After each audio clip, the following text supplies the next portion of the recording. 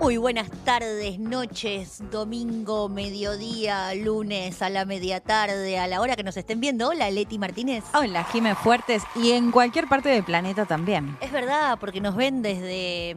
Guinea Ecuatorial. Ay, menos mal que dijiste, porque iba a decir la otra isla. Anobón. Anobón, que parece que se quiere anexar, que bienvenidos los anobodenses, ¿no? Sí, pero te traigo malas noticias que no, ¿eh? Al final no. No, me ¿Era parece humo? que humo para hacer prensa y poner el tema de Guinea Ecuatorial y de que se quieren independizar. Igual me parece bien, ¿eh? Porque eligieron al país campeón del mundo, así que Sí. yo habría hecho lo mismo. No, pero igual el debate estuvo divertido, aunque claramente por Malvinas y demás es algo prácticamente imposible. Pero bueno, más de uno llegó a fantasear con la isla, ¿no? Obvio, a ver si nos íbamos de viaje a pasar. Además me gusta esto argentino, el argentino nace donde quiere, ¿no? Exacto. También, ¿por qué no? ¿Argentino de La Matanza o de Anobón? Sí, así es. Ahí parece que Cristina también llega con la tercera sección electoral. Sí. Va a estar candidata, así que por ahí la terminamos votando desde allí. Sí. Jime, ¿tenés algo para decirnos? Sí, vamos a hablar de algo que vos sabés que me pareció muy llamativo. Les queríamos contar un datito que siempre nos llega, pero antes que todo les vamos a contar también de qué vas a hablar vos. Yo voy a hablar de que salió el informe nuevo de la FARM. Sí. Y vamos a contar un poco sobre todo la parte internacional. ¿Qué nos dijo? Pero pensé que nos ibas a contar otra cosa, Jime, me desorienté. Vos decís lo de los 107.000 Sí. embarazos perdidos por culpa del cambio climático. Ese número es extrañísimo. Es tremendo. Pero aparte, me costó entender por qué el cambio climático lleva a que se pierdan embarazos. Sí. Y después cuando, nuestros amigos de la FARM nos pasaron este informe, lo terminé de interpretar. Claro, estamos hablando de todas las consecuencias concretas en el territorio que produce el cambio climático, en particular de las inundaciones. Sí, claro, en este caso puntualmente lo asocian a las inundaciones. Y te volví con este tema porque en realidad yo también voy a traer parte del informe que decía, es el número 17 de FARC, que es la Fundación de Ambiente y Recursos Naturales, que tiene varios capítulos, varias notas. Es bien interesante porque una, de hecho, en este caso es sobre todo mujeres, Sí. pero también hay otra parte que le dedica directamente a la salud. Que vamos a hablar un poco de eso, Claro. de cuáles son, porque decía que hace 15 años The Lancet ya venía diciendo que el peor peligro para la salud en los próximos años va a ser el cambio climático. Wow. O sea, consecuencias del cambio climático que, como lo venimos contando, tiene un montón de efectos que también tienen efectos en nuestra salud. Entonces, bueno, es bien interesante y en este caso ni hablar directamente hablar de pérdidas de embarazos, ¿no? En este caso puntual lo menciona con respecto al tema de las inundaciones, pero Sí. digo, lo podríamos sumar a un montón de cuestiones, por supuesto, si hablamos de contaminación del aire, de sequías, de tener que trasladarse, bueno, ni hablar de inundaciones, un montón de cuestiones que empezamos a ver. Incendios. Incendios, exactamente, sí, totalmente. Y además con la particularidad de siempre, ¿no? Como cuando hablamos del cambio climático, la responsabilidad que tienen sobre todo los países más desarrollados con respecto a los menos desarrollados. Bueno, acá también lo que Claro. demuestra este informe es que quiénes son las que posiblemente se van a ver más afectadas. Y las mujeres más pobres. Claro. Las mujeres que están más marginadas todavía hoy en las distintas sociedades en el mundo, porque esto es a nivel mundial, digamos, este número que surge de la FARC. Así que bueno, vamos a estar hablando un poquito de todo eso que está pasando. También ahí en la FARC hay un artículo muy interesante, Jime, que nosotros lo venimos contando acá cuando hablamos de lo internacional e inevitablemente mezclarlo un poco o hacerlo en un contexto en el cual mencionemos lo que pasa a nivel geopolítico, ¿no? Porque también es clave para entender los intereses que hay detrás. Bueno, también ahí vamos a hablar un poco de un artículo que menciona muy concretamente lo que se habla, ¿viste? Del proyecto 2025 que toman las ultraderechas. Y, Sí, nunca termino de entender qué es. bueno, es en varias áreas, pero en lo que tiene que ver con lo ambiental, negar el cambio climático, claro, ¿no? Que es lo no que existe. no existe. Me tapo, no lo veo. Si Sí. yo no lo veo, no existe. Entonces, si después me viene un incendio, una inundación, ay, no sé por qué. ¿Será porque los peronistas no hicieron obra pública? Sí, el tema es que no lo ven, pero sí ponen plata, por ejemplo, para desprestigiar, por ejemplo, estudios científicos que avalan justamente, bueno, el cambio climático y las consecuencias que ya se están viendo. Así que vamos a estar comentando un poco también ese artículo que es bien, bien interesante porque hace como un repaso de todas las variantes en esos contextos, en esos gobiernos de ultraderecha que tienen, bueno, esta similitud. Puntualmente siempre lo decimos, ¿no? Las ultraderechas en todo el mundo tienen diferencias, pero diría que en lo ambiental y en lo social se parecen y mucho Total. a negar el cambio climático y a tener una agenda social muy conservadora. Bueno, en este caso estamos hablando de este numerito de 107.000 embarazos perdidos de 33 países de América, Asia y África. Me parece muy importante el trabajo que hacen los compañeros de la FAN, porque al ponerlo en números, al sistematizarlo, ahí podés encontrar la causa más fácilmente, porque si no quedan como, bueno, no sé, Sí. perdieron el embarazo porque perdieron el embarazo, ¿no? Sí. Así que bienvenidas las estadísticas para empezar a medir Es un montón. el cambio climático. Bueno, si te parece, damos de manera oficial la Sí. apertura a este programa, que tenemos una invitada, Jimé. Así es, hoy tenemos una invitada muy especial que ya la andábamos buscando desde Sí, hace tiempo, es verdad. pero tuvimos un acontecimiento que nos sirvió de excusa. Estamos hablando de Senia Abad. Ella es la subsecretaria de Promoción Ambiental de la Municipalidad de Moreno. Hola, Senia, ¿cómo estás?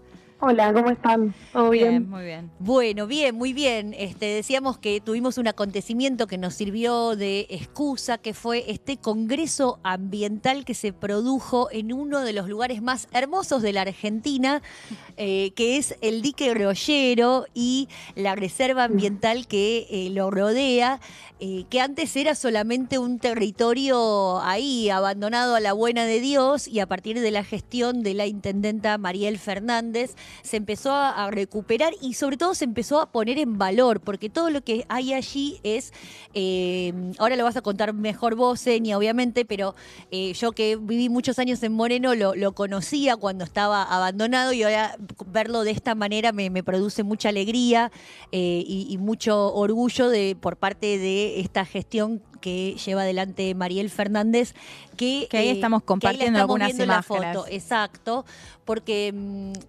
bueno, en su momento fue un territorio que fue incluso querido acaparar por inversores privados, y la intendenta lo defendió, y ahora es parte de para todo el público de Moreno, pero también para todos los que queramos ir a pasar el día, que es hermoso, porque aparte tiene camping, tiene zona de investigación científica, tiene el lago. Bueno, te quería preguntar a vos, Senia, ¿cómo lo definirías a este dique y a esta reserva allí en Moreno?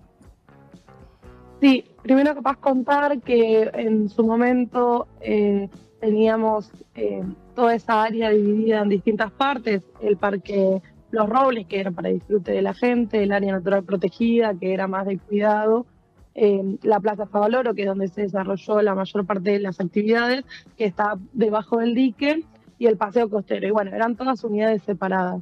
Hoy eso se conforma como Distrito Ecológico Rollero, justamente pensando en esto que vos decís bueno, cómo intervenimos ese espacio para que no se intervenga irresponsablemente, y crear una legislación que lo proteja, y que lejos está de no buscar darle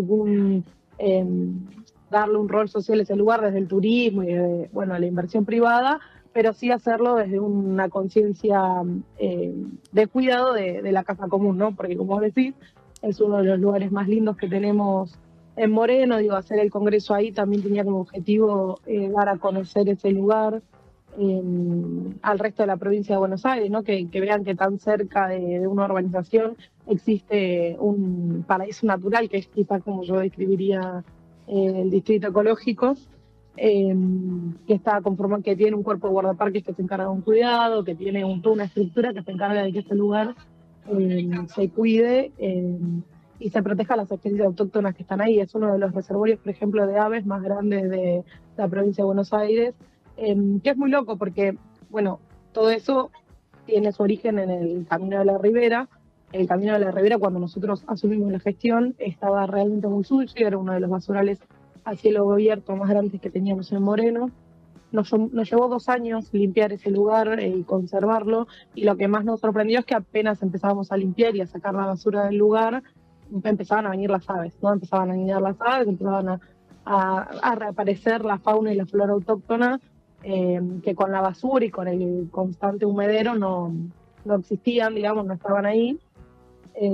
Y justo abajo del dique, en el comienzo de la reserva, vos ves cómo están todas las aves ahí, y es realmente hermoso. Realmente es un paisaje natural que todos los días nos devuelve cosas muy, muy positivas.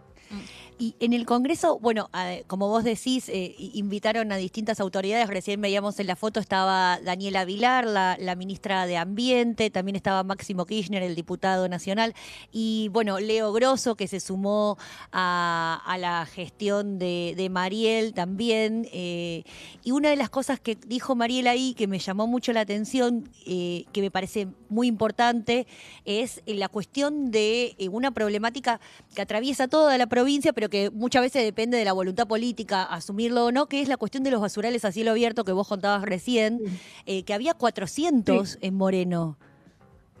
Sí, la realidad es que en Moreno todo el servicio de recolección de residuos lo hacía una empresa privada que se llamaba El Trébol. Sí. Todos los gobiernos que asumían decían que lo iban a sacar, que bueno, que se iba a terminar, que se iba a regularizar esa situación.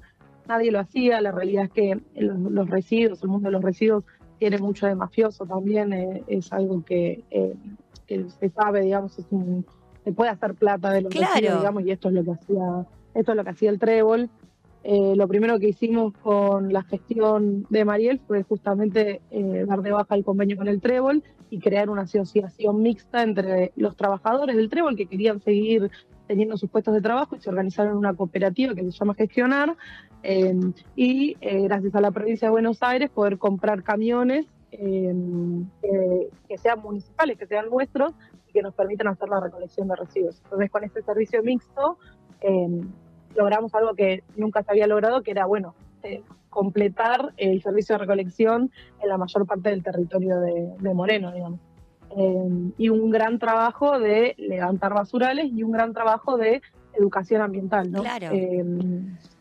Porque cuesta mucho en una comunidad habituada a gestionar sus residuos individualmente como pueden y sin un recurso del Estado, bueno, asumir la costumbre de, bueno, si pasa el camión por la puerta de mi casa, saco la basura en ese horario, bueno, todo lo que ya sabemos.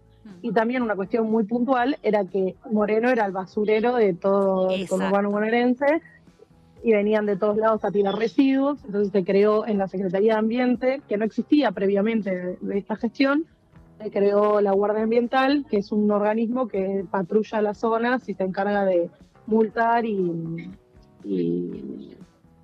inspeccionar arrojos indebidos de residuos por parte de camiones, de volquetes, de grandes generadores. Bueno, que venían de otras partes, digamos, ¿no? Sí, eso fue lo que pasó en la Ribera, por ejemplo. De la Ribera se cruzaba para acá y se tiraba indiscriminadamente, venían camiones de residuos a volcar.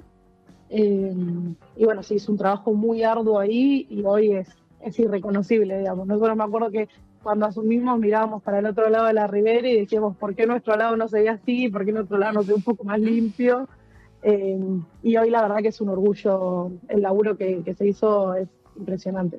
Justo veo la foto, junto con la comunidad, junto con los jardines, junto con las salitas, junto con, no sé, la sociedad de fomento, junto con la iglesia, digo, un trabajo en comunidad para concientizar sobre el cuidado del barrio que habitamos, sobre el derecho a vivir en lugares sanos y limpios, que bueno, que es un poco el espíritu del Congreso también, ¿no? Claro. Seña, preguntarte un poco justamente por eso, por el Congreso, que se veían ahí las imágenes, fue muy masivo. Que nos cuentes un poco cuáles fueron los principales temas de debate.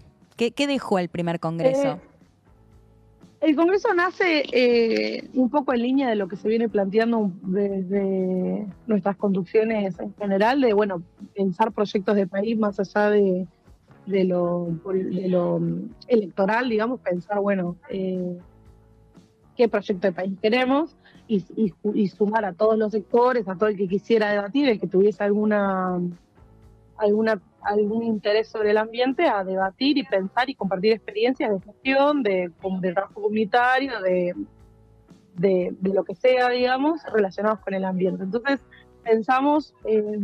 nosotros quisimos emular un poco con Diana Nadón, que es la secretaria de Ambiente, esta idea del Congreso de Mujeres, de comisiones de debate, donde la palabra sea muy horizontal y pudiesen compartir con ejes muy determinados experiencias y opiniones sobre cada uno de esos temas. Entonces tuvimos toda una parte de comisiones, fueron 10 comisiones de debate con distintas temáticas, toda una parte de talleres participativos, que ahí ya era, no sé, carpintería, reciclaje, compost y demás.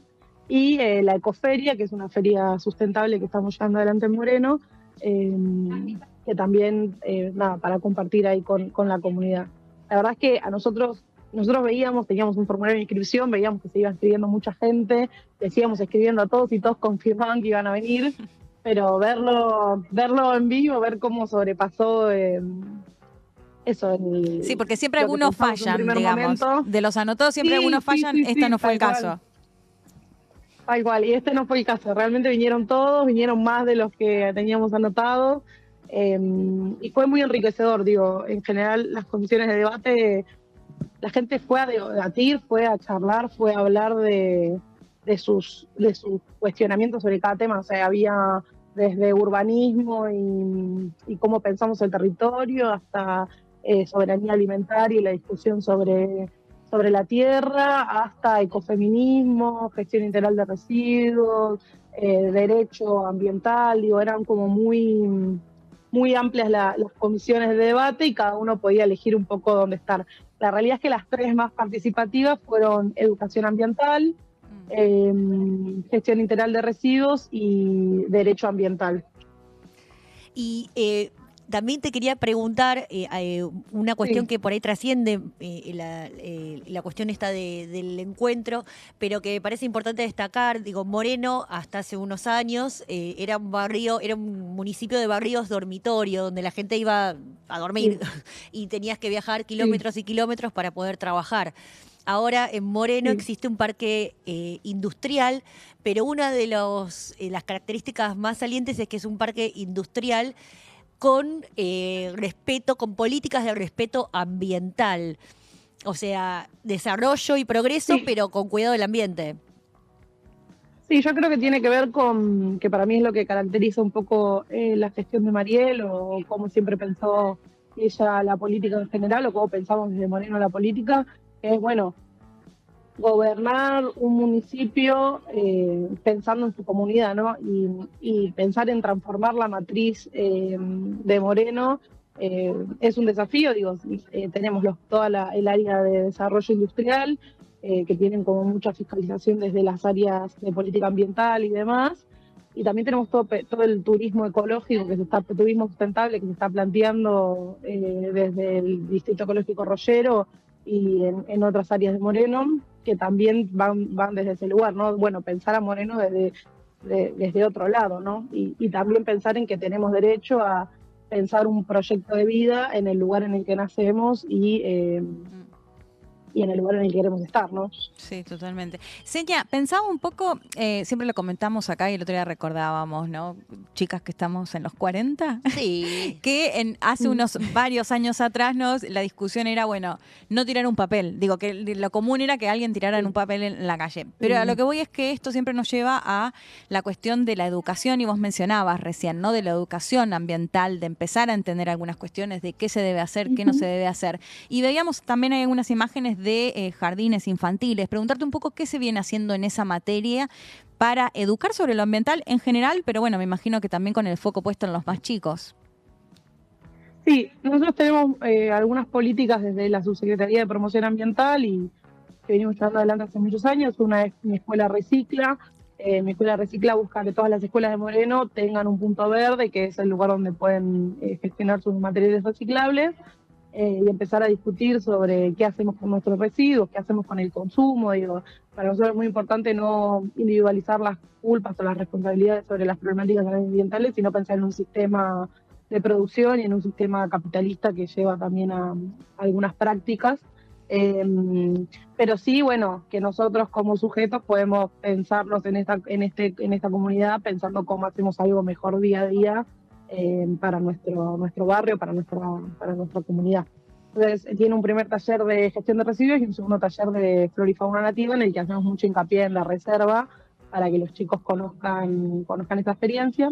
Y después con los jardines estamos trabajando además un proyecto que es Mil Jardines, que es de plantación de flora nativa. Entonces vamos con los chicos y hacemos la plantación de árboles y de plantas, más que nada mariposeras, para que ellos, bueno, puedan reconectar un poco con la tierra, reconectar con el cuidado de algo que no es inmediato, de algo que lleva tiempo, que hay que tener constancia, también con cómo pensamos la vida en comunidad.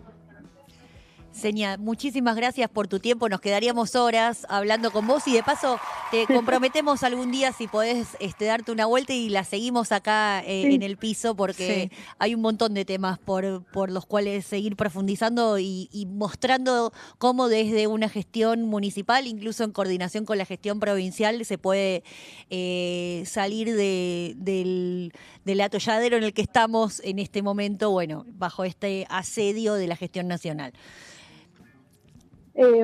Sí, la realidad es que a nosotros Mariel siempre nos propone pensar los imposibles, siempre nos propone pensar, bueno, cómo seguir construyendo en comunidad, basado en experiencias territoriales y en coordinación con todas las áreas posibles del Estado municipal, del Estado provincial y de donde sea que estén dispuestos a dar una mano.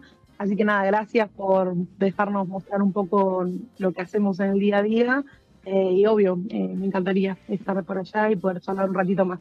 Gracias, Seña. Un abrazo grande. Gracias por estos minutos. Un abrazo grande. Chao, chao. Qué genia. Sí. Viste, te dije que había que ir a Moreno. Sí. Un día tenemos que ir a tomar mate. Y a dormir también. Y sí, porque hay dormis y glamping y todas esas cosas. Sí. Sí, está hermoso. Y no, lo de los basurales a cielo abierto es un gran cambio. Sí. Y sí, porque es una problemática. Yo sé que a lo mejor hay militancia ambientalista que cree que hay que empezar desde otros lugares, pero el problema para mí más importante para los vecinos y vecinas de toda la provincia de Buenos Aires, sobre todo en el conurbano, en las zonas más urbanizadas, es la basura.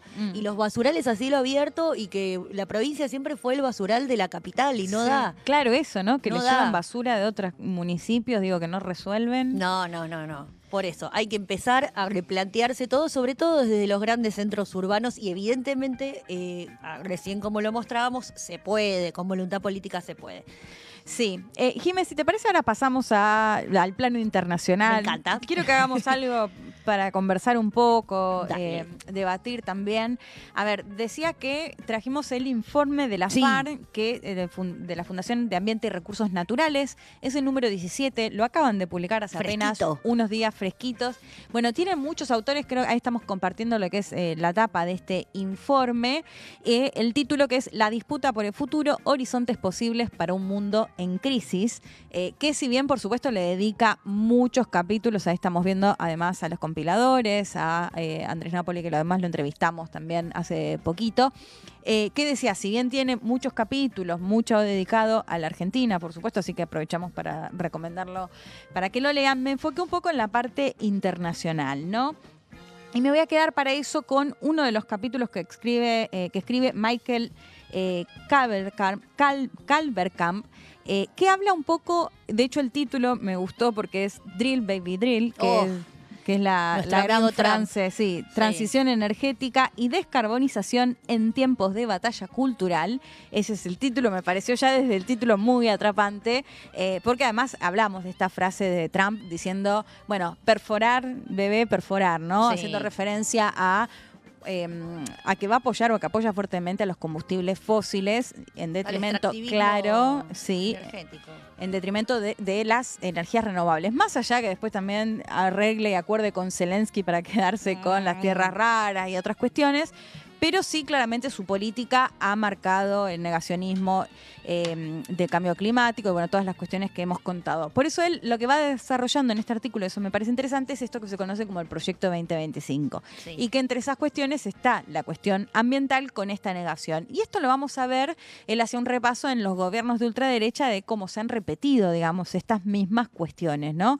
De hecho, es interesante, veía ahí otro artículo, que en Estados Unidos, en lo que va del año, se perdieron casi 14.000 millones de dólares de proyectos que iban a estar destinados a energías renovables. O sea, encima están perdiendo plata. Sí, y quedaron, o sea, en realidad no los llevaron adelante. Iban a invertir y quedaron, o los dieron de baja o los suspendieron directamente. De hecho, creo que está la foto, no me acuerdo si es la foto 2, que es Pero es muy arriesgado eso bueno, ahí estamos viendo.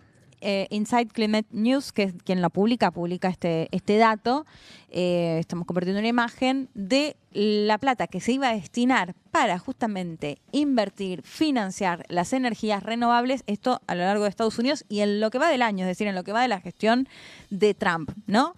Que me parece, bueno, además de lo que siempre mencionábamos, de que salió del Acuerdo de París y un montón de cuestiones de esta idea de Estados Unidos rompiendo con el multilateralismo y en Pero particular... digo, para el desarrollo de un país no es grave quedarse atrás en estas iniciativas, va a quedar atrás de todos. Y bueno, pero mira que hace la guerra comercial e incluso no sabe si le van a aumentar los precios disparatadamente.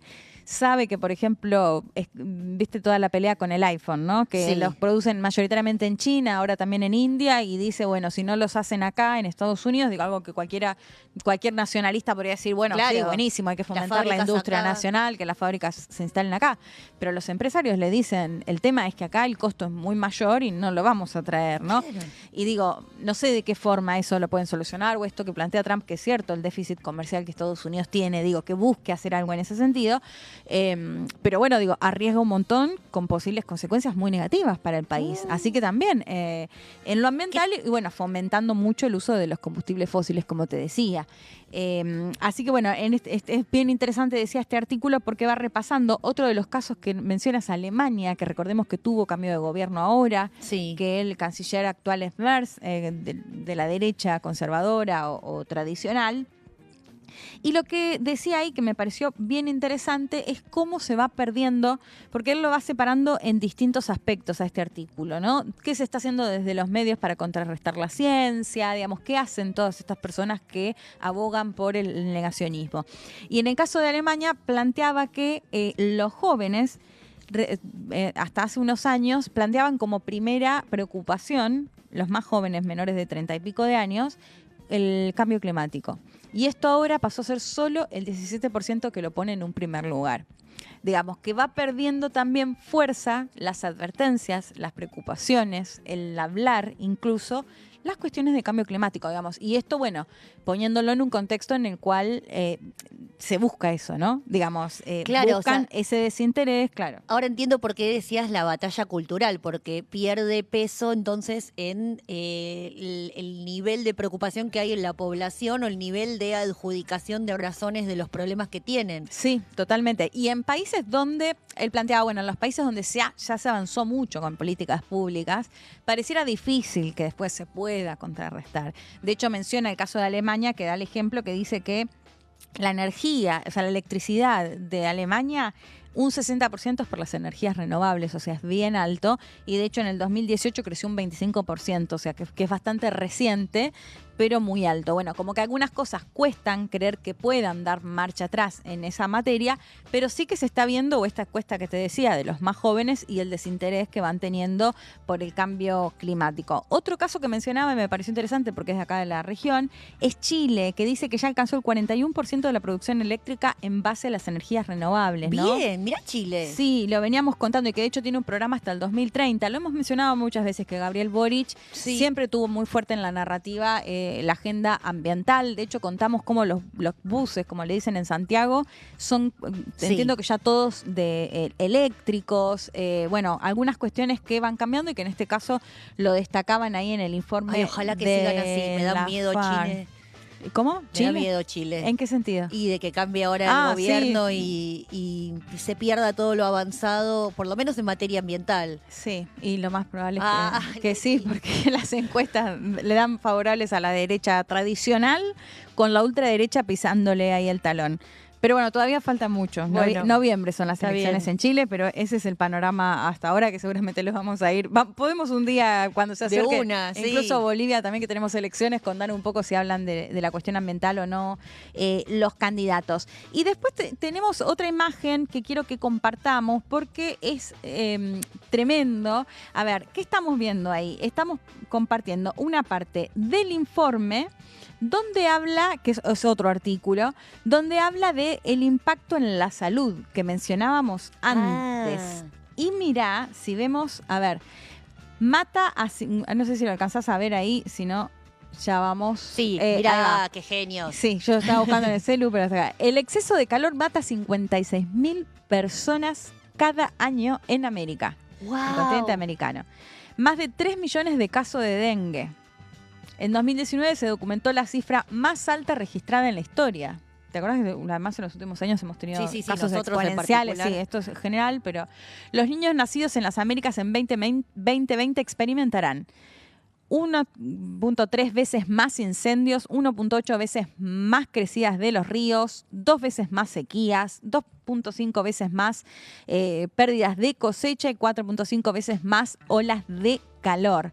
Después lo que tiene que ver con los huracanes. Huracanes que de hecho ahora en Estados Unidos, en esa zona empiezan la época de huracanes, así que posiblemente también ahí va a ser un tema, con un cambio de temperatura de 2 grados, y después el sector sanitario el responsable del 3 y 10% de las emisiones nacionales de gas de efecto invernadero en las Américas o el continente americano, ¿no? Datos de la Organización Panamericana de la Salud, pero que esto lo toman en uno de los artículos de la FARC sobre las consecuencias que puede llegar a tener en materia de sanidad en todos nosotros, digamos, ¿no? Bueno, acá lo situaba sobre todo en América, pero esto es algo que se puede o se extiende a todo el mundo. Las consecuencias sanitarias del cambio climático que ya las empezamos a ver. Qué fuerte ver todos los números juntos. Sí, y qué fuerte eso. A mí me chocó mucho el dato de que se empieza a perder ese incentivo, ¿no? De que estén logrando empezar o logrando avanzar en esa batalla cultural que están dando de negacionismo.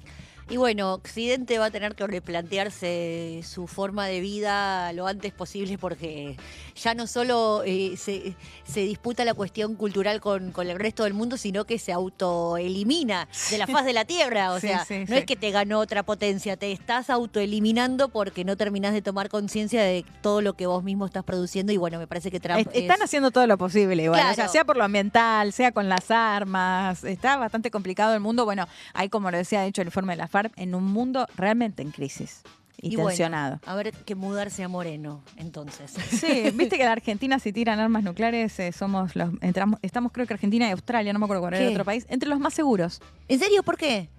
No sé, supuestamente por estudios que hicieron sería donde menos impactaría.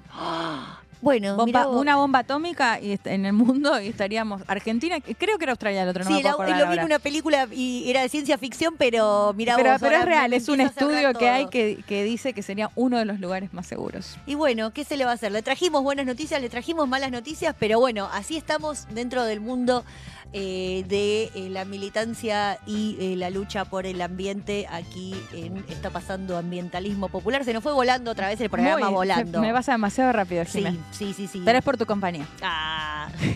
Bueno, nos estaremos encontrando la próxima semana entonces, Leti. Dale, nos encontramos el próximo domingo con muchísimas más noticias de ambiente de la Argentina y del mundo. Así es. Adiós, amigos y amigas.